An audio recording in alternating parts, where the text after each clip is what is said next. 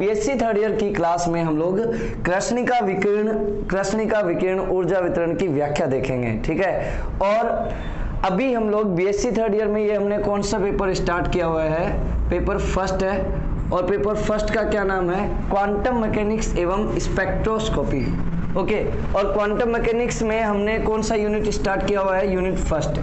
Unit first में हमने कौन सा टॉपिक उठाया है, इवोल्यूशन ऑफ क्वांटम मैकेनिक्स, मतलब क्वांटम यांत्रिकी का उद्भव एवं विकास, अर्थात क्वांटम मैकेनिक्स का जन्म किस प्रकार से हुआ है, या फिर क्वांटम मैकेनिक्स की क्या नीड है, क्या आवश्यकता है। तो कृष्णिका विकिरण ऊर्जा वितरण ऐसी घटना थी जिसकी व्याख्या करने में भौतिकी के चिरसम्मत सिद्धांत असफल रहे।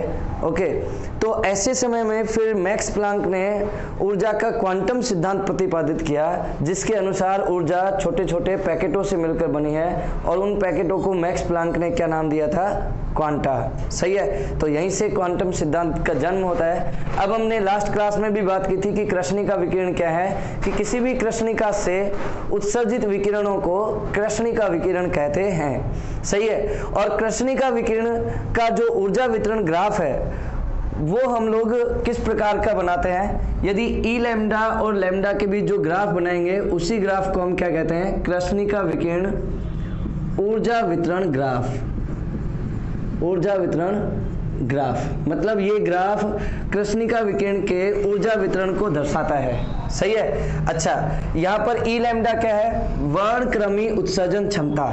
ई लैम्डा क्या होता है, इकाई क्षेत्रफल से इकाई समय में उत्सर्जित विकिरणों की ऊर्जा। सही, और लैम्डा विकिरणों की क्या है, तरंग दैर्ध्य है। तो ई लैम्डा और लैम्डा के बीच ऊर्जा वितरण ग्राफ किस प्रकार का आता है, ऐसा ग्राफ आता है, ये हम लोग लास्ट क्लास में भी देख चुके हैं। ये ग्राफ क्या दर्शाता है कि पहले लैम्डा में वृद्धि होने पर ई लैम्डा में वृद्धि होती है, और एक निश्चित लैम्डा पर ई लैम्डा मैक्सिमम मान प्राप्त कर लेता है। ई लैम्डा कैसा मान प्राप्त कर लेता है, अधिकतम मान प्राप्त कर लेता है। उसके बाद लैम्डा में वृद्धि होने पर ई लैम्डा में क्या होने लगती है, कमी होती है, और ये ग्राफ एक निश्चित ताप T पर प्राप्त होता है, नियत ताप T पर प्राप्त होता है। सही है, ऐसा ग्राफ किस, ये जो ग्राफ हमने बनाया ई लैम्डा और लैम्डा के बीच, ये दो साइंटिस्ट लूमर और प्रिंगसाइम, लूमर एवं प्रिंगसाइम के प्रयोगों के आधार पर था। प्रिंगसाइम, लूमर और प्रिंगसाइम दो साइंटिस्ट के प्रयोगों के आधार पर यह ग्राफ प्लॉट किया गया। सही है, अच्छा, इस ग्राफ से में यह भी पता चला कि यदि ताप को हम बढ़ा देते हैं, जैसे ये ताप T1 है और मान लो T2 ताप बढ़ा लिया जाए, तो ग्राफ कुछ इस प्रकार का मिलता है।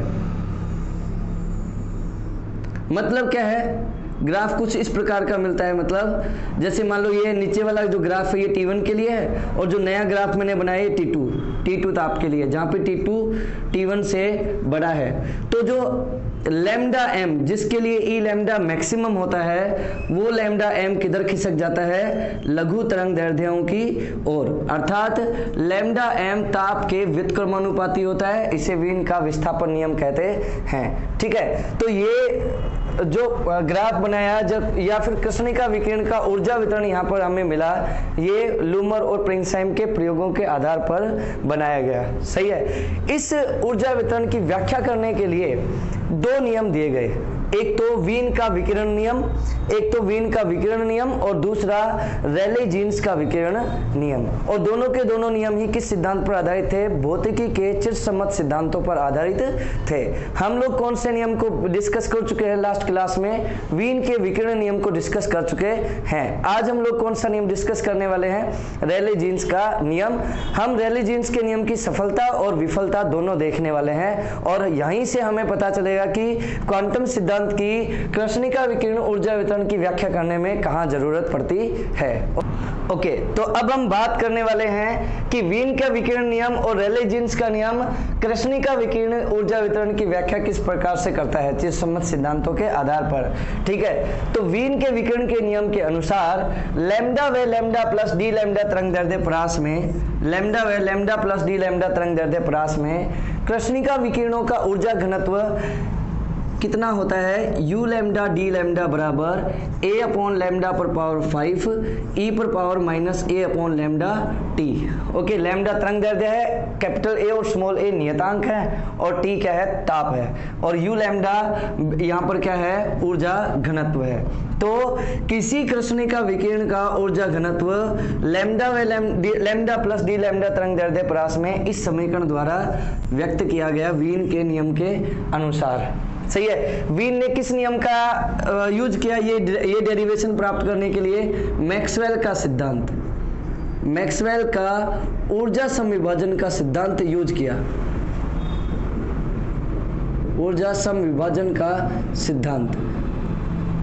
और मैक्सवेल का ऊर्जा समविभाजन सिद्धांत वास्तव में चित्सम्मत भौतिकी का हिस्सा है, चित्सम्मत भौतिकी का एक नियम है। सही है, तो वीन के विकिरण नियम की सफलता क्या थी? एक तो वीन के विकिरण नियम ने वीन के विस्थापन नियम को साबित किया, इस नियम को साबित किया, सही है, सिद्ध किया अपने इस डेरिवेशन से। सही, और दूसरा उन्होंने ये पाया कि लघु तरंग दैर्ध्यों के लिए तो उनका ग्राफ सही था, प्रायोगिक परिणामों से मैच कर रहा था जो लूमर और प्रिंगसाइम ने प्राप्त किए थे, लेकिन दीर्घ तरंग दैर्ध्य परास के लिए दीर्घ तरंग दैर्ध्य परास के लिए जो प्रायोगिक वक्र था, प्रायोगिक वक्र और वीन का जो वक्र है उसमें मेल नहीं हो पाता है, अर्थात वीन का वक्र प्रायोगिक मानों से कुछ कम मिला, प्रायोगिक मानों से क्या मिला, कुछ कम प्राप्त हुआ, अर्थात दीर्घ तरंग दैर्ध्य परास में वीन का विकिरण नियम क्या हो गया, असफल हो गया। दीर्घ तरंग दैर्ध्य परास में वीन का विकिरण नियम क्या हो गया, असफल हो गया। लघु तरंग दैर्ध्य परास के लिए वीन का विकिरण नियम क्या रहा, सफल रहा, लेकिन दीर्घ तरंग दैर्ध्य परास में असफल रहा। तो वीन ने जो कृष्णिका विकिरणों का ऊर्जा घनत्व लिखा था a अपॉन लैम्डा पर पावर 5 e पर power minus a upon lambda t into D lambda, ये केवल लघु तरंग दैर्ध्यों के लिए ही सही साबित हुआ। ओके, फिर कृष्णिका विकिरण की पूरी व्याख्या करने के लिए, ऊर्जा वितरण की पूरी व्याख्या करने के लिए रेले जीन्स ने नियम दिया। एक्चुअली उनका नियम भी कुछ हद तक मैक्सवेल के ऊर्जा समविभाजन सिद्धांत पर ही आधारित था। उन्होंने किसी कृष्णिका की दीवारों के बीच अप्रगामी तरंग बनने के कंसेप्ट का यूज किया। ओके, उनके अनुसार किसी कृष्णिका के दीवारों पर परमाणुीय दोलक होते हैं और उन परमाणुीय दोलकों से जो तरंगें उत्सर्जित होती है, दीवारों के बीच उन तरंगों का अध्यारोपण होता है जिससे अप्रगामी तरंगों का निर्माण होता है। ठीक है, तो उन्होंने इस सिद्धांत को यूज करते हुए और उस सिद्धांत का यूज करते हुए लैम्डा व लैम्डा प्लस डी लैम्डा तरंग दैर्ध्य परास में कृष्णिका विकिरणों का ऊर्जा घनत्व क्या लिखा, u लैम्डा डी लैम्डा बराबर 8 पाई के टी अपॉन लैम्डा पर पावर 4 डी लैम्डा। सही है, और इस इक्वेशन को आवर्ती के रूप में भी उन्होंने व्यक्त किया, u न्यू डी न्यू बराबर 8 पाई के t nu square by c cube into d nu. इस प्रकार से उन्होंने रेले जीन्स ने ऊर्जा घनत्व यह बताया कृष्णिका विकिरणों का। सही है, और इससे उन्होंने देखो ये जो ऊर्जा घनत्व उन्होंने लिया, इस नियम के आधार पर, रेले जीन्स के नियम के आधार पर दीर्घ तरंग दैर्ध्य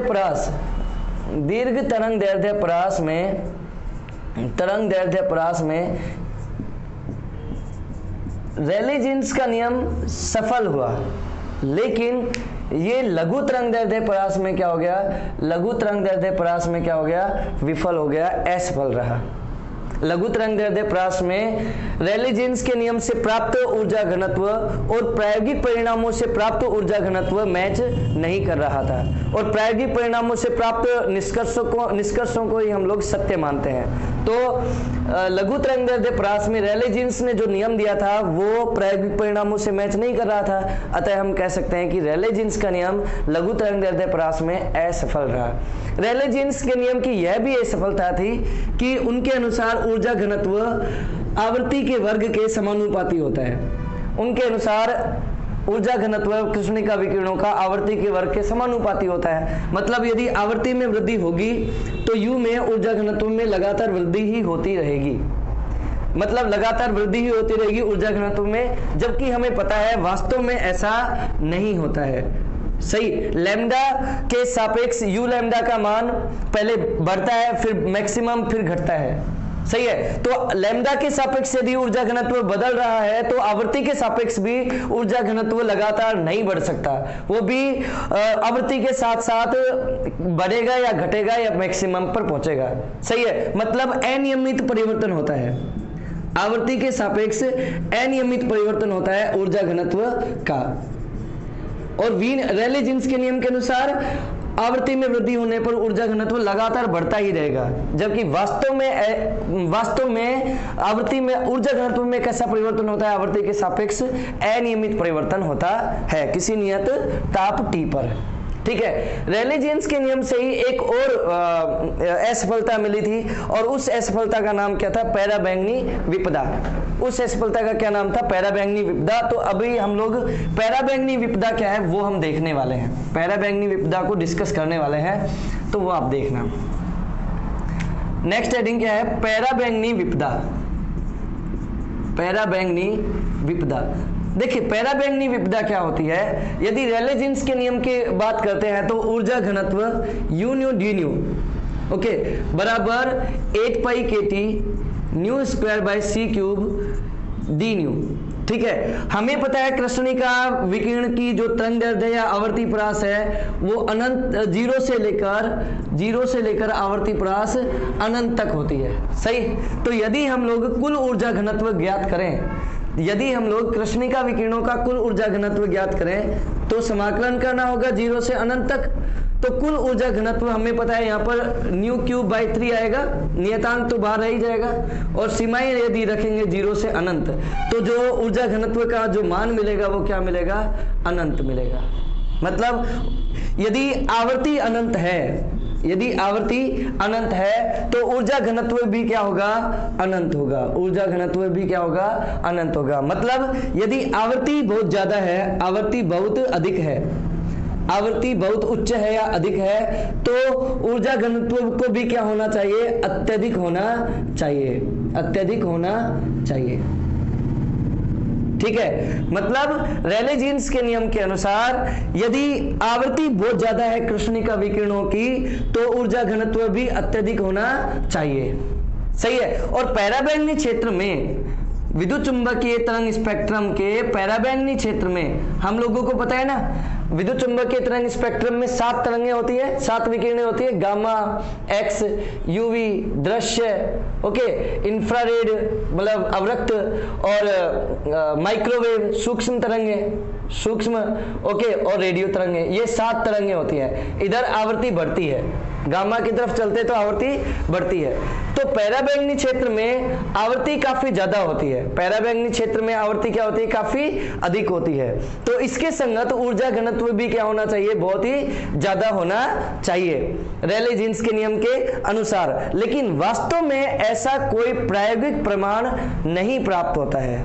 ओके, तो रेले जीन्स के नियम के अनुसार तो पैराबैंगनी क्षेत्र में आवृत्ति बहुत ज्यादा होती है तो कृष्णिका विकिरणों का ऊर्जा घनत्व भी बहुत ज्यादा होना चाहिए, जबकि वास्तव में ऐसा नहीं, ऐसा कोई प्रायोगिक प्रमाण हमारे पास नहीं है, साक्ष्य नहीं है, सबूत नहीं है। ठीक है, तो ये जो असफलता थी जिसमें हमें रेले जीन्स के नियम के अनुसार तो ये स्थिति होनी चाहिए, आवृत्ति ज्यादा तो ऊर्जा घनत्व भी ज्यादा, लेकिन वास्तव में ऐसा कहीं हमें दिखाई नहीं देता है, ऐसा कोई प्रमाण नहीं है। इस असफलता को हम क्या कहते हैं, पैराबैंगनी विपदा कहते हैं। ठीक है, तो ये वो तीन ऐसी प्रॉब्लम थी।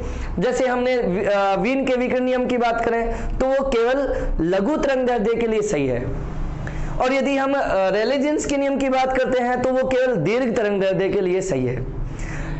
दोनों के दोनों नियम के सिद्धांत पर आधारित है, भौतिकी के चित्त सम्मत सिद्धांत पर आधारित है। मतलब भौतिकी के चित्त सम्मत सिद्धांत को यूज करते हुए ना तो वीन का विकिरण पूर्ण रूप से कृष्णिका विकिरण ऊर्जा वितरण की व्याख्या करता है, और ना ही रेले जीन्स का नियम पूर्ण रूप से ऊर्जा वितरण की व्याख्या कर पाता है। अतः हमें यदि कृष्णिका विकिरण की एक नियम के द्वारा पूर्ण रूप से व्याख्या करनी है, कृष्णिका विकिरण ऊर्जा वितरण की केवल एक नियम से पूर्ण व्याख्या करनी है कृष्णिका विकिरण ऊर्जा वितरण की, तो हमें चित्त सम्मत सिद्धांत से कुछ अलग देखना होगा। सही है। और यही मैक्स प्लांक ने भी किया।